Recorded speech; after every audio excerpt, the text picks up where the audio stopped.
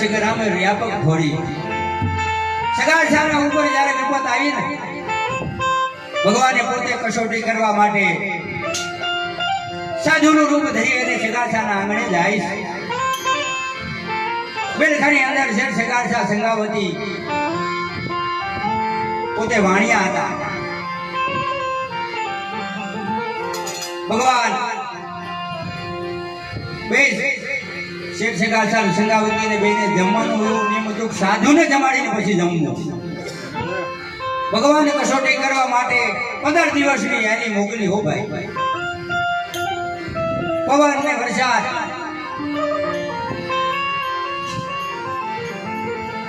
બે માણા મનમાં વિચાર કરે કેદી આ ભાગ્યો વરસાદ રહી જાય છે અને કોઈ સાધુ આવે અને જમાડીશું. ભગવાને વિચાર કર્યો કે આ ભાગ્ય ભૂખા મરી જાય છે, લાય હું જાઉં. બે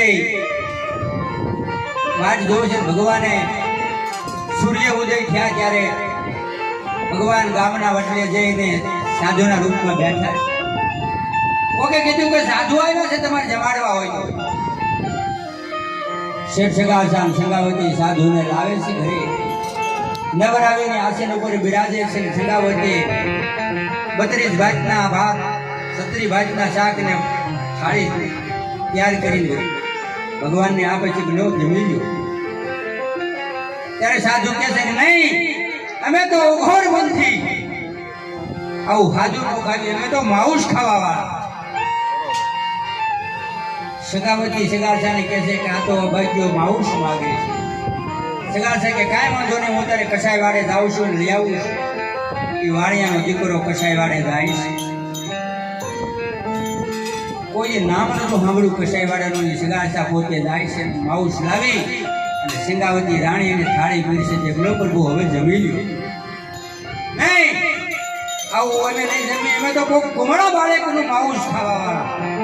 આ ઘોર પંથી જો તારે નો જમાડવો હોય તો મને પાછો મેળી જાવ.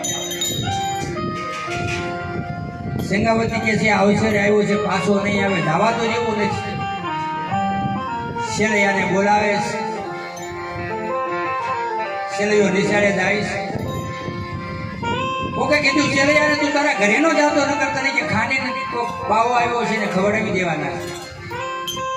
પણ 7 વર્ષનો શેલૈયો હતો, એટલો સમજદાર હતો કે નહીં આજ મારા ઘરે હોશિયાર આવ્યો છે ને જો પાછો પડું ને તો મારી જનની લાગે.